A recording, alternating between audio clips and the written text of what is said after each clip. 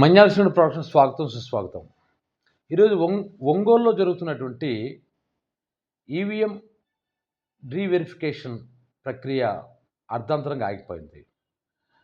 దానికి కారణం ఏమిటంటే అక్కడ మాజీ మంత్రి బాలినేని శ్రీనివాసరావు గారు నాకు ఈవీఎంల తాలూకు పనితీరు మీద నాకు డౌట్ ఉంది అని కొన్ని నియోజకవర్గాల్లో కొన్ని ఈవీఎంలలో ఎక్కడెక్కడ ఆయనకి అనుమానం ఉందో వాటికి సంబంధించి డౌట్స్ వెలిబుచ్చుతూ ఎలక్షన్ కమిషన్కి ఫిర్యాదు చేయడం జరిగింది.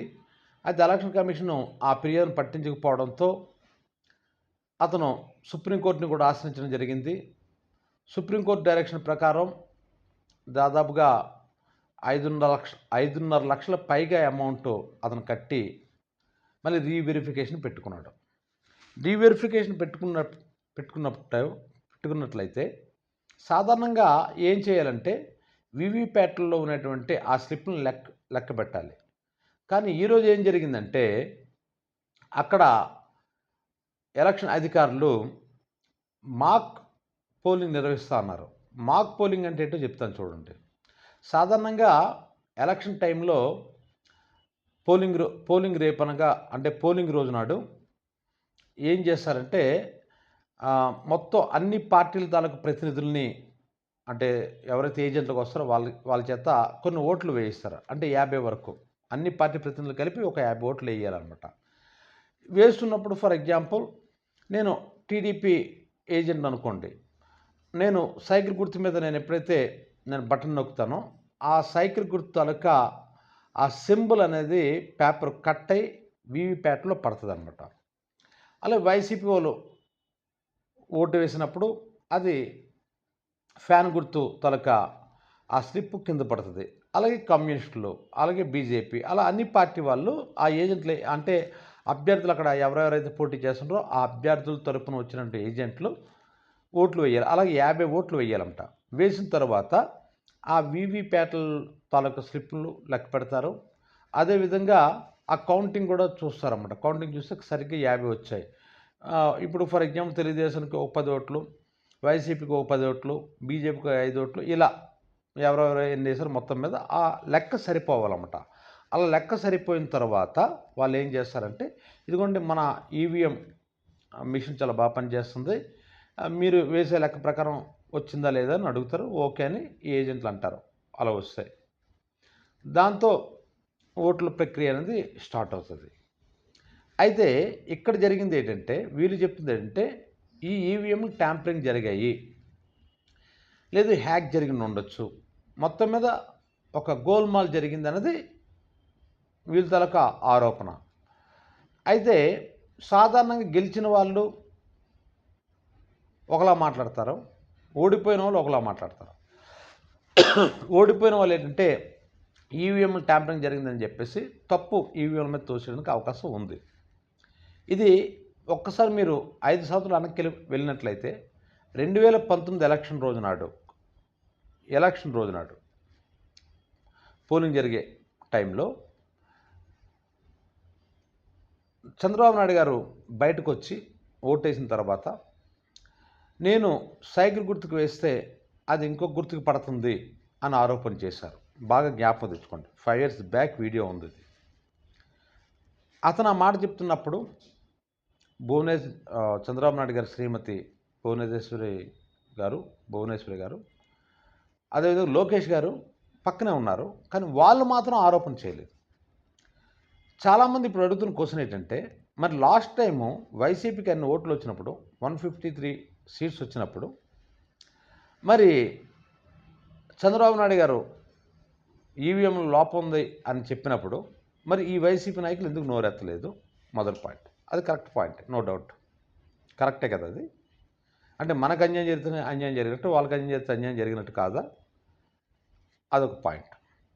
అయితే ఇక్కడ పాయింట్ ఏంటంటే అసలైన పాయింట్ ఏంటంటే చంద్రబాబు నాయుడు గారు ఒక్కళ్ళు మాత్రమే చేశారు ఆ రోజు ఆరోపణ, ఇంకెవరూ చేయలేదు. పక్కన లోకేష్ బాబు చేయలేదు, ఆయన శ్రీమతి గారు కూడా చేయలేదు. కానీ ఈ 2024 ఎలక్షన్ వచ్చేసరికి ఏం జరిగిందంటే అటు ఒరిస్సా నుంచి ఆరోపణలు వచ్చాయి, మహారాష్ట్ర నుంచి ఆరోపణలు వచ్చాయి, మొత్తం దేశం మొత్తం మీద ఆరోపణలు వచ్చాయి. ఇది మొదటి పాయింట్. రెండో పాయింట్ ఏంటంటే ఎలన్ మస్క్ లాంటి the top most intelligent person కూడా దీని మీద ఆరోపణ చేశారు. అదేవిధంగా హిందూపురంలో ఒక నియోజకవర్గంలో ఒక్క ఓటు మాత్రమే వైసీపీకి పడ్డది. అంటే ఒక్క ఓటు వైసీపీకి పడ్డది అంటే అక్కడ ఏ బూత్లో అయితే ఒక ఓటు పడ్డదో ఆ బూత్ తాలూకా నియోజకవర్గం ఆ వార్డులో వైసీపీ పార్టీకి చెందిన వ్యక్తి కార్పొరేటర్గా ఉన్నాడు. కనీసం అలా ఆవిడైనా ఒక ఓటు వేస్తారు కదా, అలా బంధువులైన ఓట్లు వేస్తారు కదా, కనీసం 10 ఓట్లైనా పడతాయి కదా. మరి 10 ఓట్లు పడకుండా ఒక్క ఓటే పడ్డదంటే అక్కడ డౌట్ వచ్చింది. అంతేకాకుండా అరకులో కూడా బీజేపీ తరపున పోటీ చేసిన అభ్యర్థి కూడా ఆరోపణ చేయడం జరిగింది. ఇక వైసీపీ ఆరోపణ మాత్రమే కాదు, అలాగే దేశవ్యాప్తంగా కాంగ్రెస్ నాయకులు కూడా ఆరోపణలు చేశారు. ఇక్కడ పాయింట్ ఏంటి, ఇంతమంది ఎప్పుడు కూడా ఆరోపణలు చేయలేదు. లాస్ట్ టైం వైసీపీ గెలిచినప్పుడు ఒక చంద్రబాబు నాయుడు తప్ప ఆ పార్టీలో ఉన్న వాళ్ళ కొడుకు కానీ భార్య కానీ లేదంటే ఆ పార్టీలో ఉన్న అచ్చెన్నాయుడు గారు కానీ ఎవరైనా సరే ఏ నాయకులు కూడా ఆరోపణ చేయలేదు. ఇది మొదటి పాయింట్. ఇక్కడ అందరూ ఆరోపణలు చేశారు. రెండోది ఏంటంటే ప్రజలు కూడా ఆరోపణ చేశారు. అయ్యో మా ఓట్లన్నీ కూడా మేము చాలామంది ఫ్యాన్ గుర్తుకు వేస్తాం, కానీ ఎలా ఇక్కడ ఓడిపోయిందో తెలియదు అన్నారు. ఇంకో విషయం అంటే జనసేన అధ్యక్షుడు, మీరు పాత వీడియో కానీ చూస్తే ఎలక్షన్ ముందు వీడియో చూసినట్లయితే, దయచేసి నన్ను గెలిపించండి, మీ కాళ్ళు పట్టుకు పడుతున్నాను అని ఒక జనసేన పార్టీ మీటింగ్లో అనడం మనందరం చూసాం. అంటే ఆ నాయకుడికే గ్యారంటీ లేదు నేను గెలుస్తానో లేదా అని. ఆయన ఎన్నోసార్లు అన్నాడు, మీరు నాకు జైలు కొడుతున్నారు, సీఎం అంటాను, ఎలా సీఎం అయిపోతాను, మీరు ఓట్లు వేయటం లేదు నాకు అని పవన్ కళ్యాణ్ స్వయంగా అయిన తర్వాత పవన్ కళ్యాణ్ అభ్యర్థులు పోటీచిన ప్రతి సీటు గెలుచుకున్నారు. అంటే పవన్ కళ్యాణ్ మీ కాలు పట్టుకుని బ్రతినాడతాను, నన్ను గెలిపించండి అని బ్రతినాడే స్థితి నుంచి ఆయన అభ్యర్థులను గెలుపొందడం. అలా బీజేపీకి ఇక్కడ ఓటింగ్ శాతం అసలు లేదు, జస్ట్ 1% అయితే ఉన్నట్టుగా ఉంది. 1% కూడా లేదు. పోనీ 1% అనుకున్నట్లయితే బీజేపీ అభ్యర్థులు కూడా అనూహ్యంగా గెలిచారు. మరి వైనాట్ 175 అనుకున్న జగన్ ప్రభుత్వం 11 సీట్లకు పరిమితం అవడం అనేది పెద్ద డౌట్ వచ్చింది. జగన్ తల మెజార్టీ తగ్గిపోవటం, గెలుస్తానో లేదా మీ కాలు పట్టుకుని బ్రతిలాడుతాను అనేటువంటి పవన్ కళ్యాణ్ మెజార్టీ పెరగటం, లోకేష్ మెజార్టీ పెరగటం, ఇది అసలు అభ్యర్థి ఎవరు అన్నిటికీ మించి ఏంటంటే కేతిరెడ్డి, ధర్మవరం ఎమ్మెల్యే కేతిరెడ్డి ఓడిపోవటం అనేది స్టేట్ అంతా ఒక సంచలనం అయింది. ఎందుకంటే గుడ్ మార్నింగ్ ధర్మవరం అంటూ ఆయన ప్రతిరోజు ప్రజల మధ్య గడిపాడు అతను. అటువంటి వ్యక్తి కూడా ఓడిపోవటం, జస్ట్ ఒక నెల ముందు వచ్చేటువంటి ఒక మామూలు ఎక్కడి నుంచో వచ్చేటువంటి ఒక అభ్యర్థి కేతిరెడ్డిని ఓడించడం అనేది ఎవరు జీర్ణించుకోలేకపోయారు. అలా దేశవ్యాప్తంగా మన రాష్ట్రంలో 49 లక్షల పైగా ఓట్లు అన్నిటికంటే ముఖ్యంగా ఏంటంటే పోలింగ్ అయిన ఓట్ల కంటే కౌంటింగ్ అయిన రోజు నాడు దేశవ్యాప్తంగా 5 కోట్ల ఓట్లు ఎక్స్ట్రా వచ్చాయి. ఒక ఆంధ్రప్రదేశ్లో 49 లక్షల పైగా ఓట్లు ఎక్స్ట్రా వచ్చాయి. ఇంత ఓటింగ్ శాతం అనేది ఎక్స్ట్రా ఎలా వస్తాయి అనడానికి ఎలక్షన్ కమిషన్ జవాబు చెప్పలేదు. పోనీ ఇదైతే రాజకీయ పార్టీలు చేసే సర్వేలెన్స్ అంటే స్వచ్ఛంద సంస్థలు నేషనలైజ్ లెవెల్లో పేరుగాంచిన స్వచ్ఛంద సంస్థలు 2 సంస్థలు సర్వే చేస్తే 2 సంస్థల్లో కూడా వాళ్ళు ఇచ్చే సర్వే రిపోర్ట్స్ ఏంటంటే పోలింగ్ కంటే ఓటింగ్ కంటే కౌంటింగ్ రోజు నాడు ఓట్ల శాతం ఎక్కువైంది అని. ఇలా ఎన్నో ఆరోపణలనే గతంలో వైసీపీ గెలిచినప్పుడు ఇటువంటి ఆరోపణలు ఏవి రాలేదు, ఇప్పుడు వచ్చాయి. అది తేడా. అంటే గెలిచినోడు ఓడిపోయినోడు ఈవీఎంల గెలిచేశారు అనే ఆరోపణలు చేయటం అనే సహజం అయినప్పుడు కూడా ఇన్ని సాక్ష్యాలు ఈసారి దొరికాయి మనకి. అన్నిటికీ మించి ఈవీఎం వెరిఫికేషన్ కోసం అమౌంట్ కట్టినటువంటి విజయనగరానికి చెందినటువంటి బెల్లాని చంద్రశేఖర్ ఎంపీ అభ్యర్థి, ఆయనకి ఎలక్షన్ కమిషన్ ఫోన్ చేసో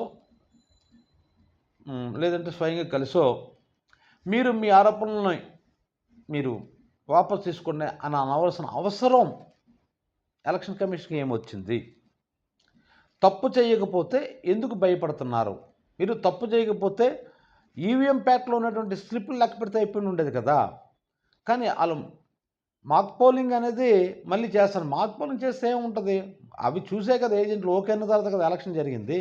ఎలక్షన్ జరిగిన తర్వాతే కదా పోలింగ్ నాడు ఓటింగ్ శాతానికి, కౌంటింగ్ నాడు ఓటింగ్ శాతానికి మధ్య 49 లక్షల తేడా వచ్చింది స్టేట్ మొత్తం మీద అంటే, మరి ఆ రోజంతా అన్ని పార్టీ ఏజెంట్లు ఓకే అన్న తర్వాత కౌంటింగ్ స్టార్ట్ అవుతుంది, పోలింగ్ స్టార్ట్ అవుతుంది. అయినప్పుడు కూడా డిఫరెన్స్ ఎలాగ వచ్చింది? మళ్ళీ అదే మాక్ పోలింగ్ చేస్తే న్యాయం ఎలా జరుగుతుంది? ఓకే, నిజాయితీగానే కూటమి గెలిచింది అనుకుందాం, నిజాయితీగానే ఎలక్షన్ కమిషన్ ఎలక్షన్ పెట్టింది అనుకుందాం. మరి అంత నిజాయితీ పెట్టినప్పుడు ఎందుకు జంకుతున్నారు? ఎందుకు ఫిర్యాదులు వాపసు తీసుకోమంటున్నారు? ఈరోజు కూడా ఒంగోలులో మాక్ పోలింగ్ నిర్వహిస్తూ అంటున్నారు. మాక్ పోలింగ్ నిర్వహించడం లాభం ఏముంటుంది? బాలినేని శ్రీనివాసరావు గారు చేసే ఆరోపణకు అర్థం ఉంది. ఎందుకంటే మాక్ పోలింగ్ చేసిన తర్వాతే అందరు ఏజెంట్లు పోలింగ్ రోజు నాడు తెల్లవారుజాముని ఓ 2 గంటలు గంట ముందు వాళ్ళని వచ్చేయమంటారు. వచ్చిన తర్వాత మాక్ పోలింగ్ చేసిన తర్వాతే ఎలక్షన్ నిర్వహిస్తారు. అంటే మాక్ పోలింగ్ చేసిన తర్వాత అందరు ఏజెంట్లు ఓకే అన్న తర్వాతనే దాన్ని సీల్ వేస్తారు. వేసిన తర్వాతనే మళ్ళీ ముందు రోజు సాయంత్రం వేసిన తర్వాత తెల్లవారు మళ్ళీ చూసి ఒకసారి వెరిఫై చేసుకొని ఓకే ఈవీఎం బాగానే పనిచేస్తుందని అందరూ యాక్సెప్ట్ చేసిన తర్వాతనే పోలింగ్ స్టార్ట్ అవుతుంది. మళ్ళీ అదే మాక్ పోలింగ్ చేస్తా అంటున్నారు. అసలు ఎందుకు భయపడుతుంది అసలు ఎలక్షన్ కమిషన్ అర్థం కావట్లేదు. ఏముంది వీవీప్యాట్లో ఫర్ ఎగ్జాంపుల్ ఒక నియోజకవర్గంలో 1,00,000 ఓట్లు పోల్ అయ్యేవి అనుకున్నట్లయితే ఆ 1,00,000 స్లిప్లు కౌంట్ చేసి తెలిసిపోతుంది కదా. అందులో టీడీపీకి ఎన్ని వచ్చాయి, వైసీపీకి ఎన్ని వచ్చాయి, బీజేపీకి ఎన్ని వచ్చాయి, కాంగ్రెస్ పార్టీకి ఎన్ని వచ్చాయి, ఇండిపెండెన్స్కి ఎన్ని వచ్చాయి, లేక ఎవరైతే పోటీ చేసారో వాళ్ళకి ఎన్ని ఓట్లు వచ్చాయి తేలిపోద్ది కదా. మరి ఎందుకు అది కౌంట్ చేయటం లేదు? ఎందుకు భయపడుతున్నారు? తప్పు చేయనప్పుడు భయపడవలసిన అవసరం వచ్చింది. నిజంగా మీరు తప్పు చేయలేదు అనుకుందాం గడి, ఓకే మీరు తప్పు చేయలేదు. తప్పు చేయనప్పుడు మీరు ఇటువంటి అడ్డంకులు సృష్టిస్తున్నప్పుడు మీ మీద నిజంగా డౌట్ వస్తుంది. మీరు తప్పు చేయకపోయినా సరే మన నిజాయితీగా ఉంటే చాలదు. నిజాయితీగా ఈ సమాజానికి మనం కనిపించాలి కూడాను. కనిపించినప్పుడు డౌట్ వస్తుంది, ఆటోమేటిక్గా ఎవరికైనా డౌట్ వస్తుంది ఎందుకు మీరు కౌంట్ చేయటం లేదని. ఇప్పుడు మన పేపర్ కూడా ఎగ్జామినేషన్లో మనకు మార్కులు తక్కువ వచ్చినట్లయితే రీవెరిఫికేషన్ పెడతాం. అక్కడ మళ్ళీ 2 సిస్టమ్స్ ఉంటాయి. ఒక క్వశ్చన్ 3 మార్కులు, ఒక క్వశ్చన్ 4 మార్కులు, ఒక క్వశ్చన్ 2 మార్కులు, ఇలా వచ్చాయనుకుంటా. ఆ మార్కులు కౌంట్ చేయడం ఒక పద్ధతి. అదేవిధంగా ఇంకో వెరిఫికేషన్ ఉంటుంది. అంటే ఏంటంటే ప్రతి క్వశ్చన్ మళ్ళీ చదివి ఈ క్వశ్చన్కి ఎన్ని మార్కులు వేయచ్చు అన్నది కూడా ఉంటుంది. ఈరోజు సుప్రీంకోర్టు చెప్పింది అదే గైడ్లైన్స్. మరి సుప్రీంకోర్టు లాంటి సర్వోన్నత న్యాయస్థానం చెప్పిన గైడ్లైన్స్ను కూడా మీరు పాటించకుండా కేవలం ఈ మాక్ పోలింగ్ మాత్రం నిర్వహిస్తాం అనడం ఎంతవరకు కరెక్ట్? దాని మీద బాలినేని శ్రీనివాసరావు గారు హైకోర్టులో ఒక రిట్ పిటిషన్ ఫైల్ చేయడం జరిగింది. అది నిజానికి ఈరోజు తీర్పు రావాలి, కానీ రేపు వాయిదా వేశారు కాబట్టి అక్కడ బాలినేని శ్రీనివాస ప్రతినిధులు ఈ మాక్ పోలింగ్ని నిరసిస్తూ మాకు ఇది అక్కర్లేదు, మాకు కావాల్సింది ఏంటంటే మొత్తం కౌంటింగ్ చేయండి, మళ్ళీ రీకౌంటింగ్ చేయండి, రీవెరిఫికేషన్ చేయండి అని అనడంతో హైకోర్టు వారు రేపటికి ఇది వాయిదా వేయడంతో ఈరోజు ఈ ప్రక్రియకి వాయిదా పడింది. ఇక్కడ ఒక విషయం ఏంటంటే నిజంగా తప్పు చేయని వాడు భయపడవలసిన అవసరం లేదు. నిజంగా నువ్వు తప్పు చేయకుండా ఇటువంటి అడ్డంకులు కానీ సృష్టిస్తే నువ్వు తప్పు చేయకపోయినా నీ మీద అనుమానాలు వస్తాయి. ఇది ఈ ఒక్కసారి ఎలక్షన్కో, ఏ ఒక్క పార్టీకో, ఏ ఒక్క రాష్ట్రానికో, ఏ ఒక్క నియోజకవర్గానికి చెందింది కాదు.